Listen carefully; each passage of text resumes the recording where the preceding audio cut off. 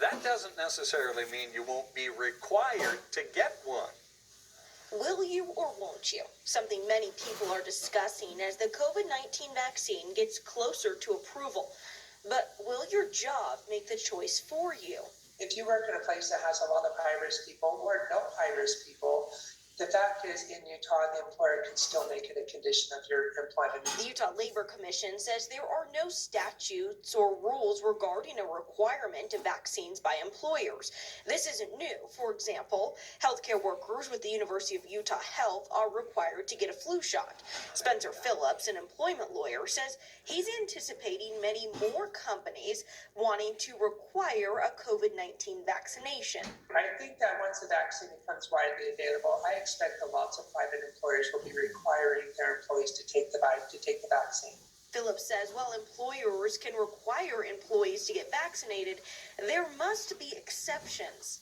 If somebody has a disability or a sincerely held religious belief that prevents them from getting the vaccine, those are things that the employers need to look at very seriously. If you don't fall into this category, Phillips says, you really wouldn't have any rights. But if you do have a true exception, employers must accommodate you, Phillips says.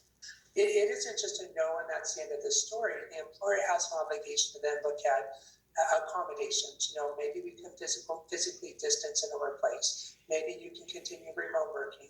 Maybe you can wear a mask or a face shield. COVID-19 has brought many new rules and regulations, Phillips says, but as of today, Utah is an at-will state, and that includes allowing employers to mandate vaccines. They could say you either get a vaccine or you don't have a job here anymore.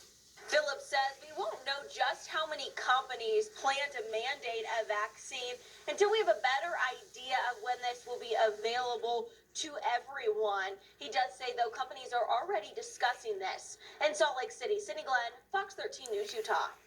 COVID-19 is not stopping a Christmas tradition.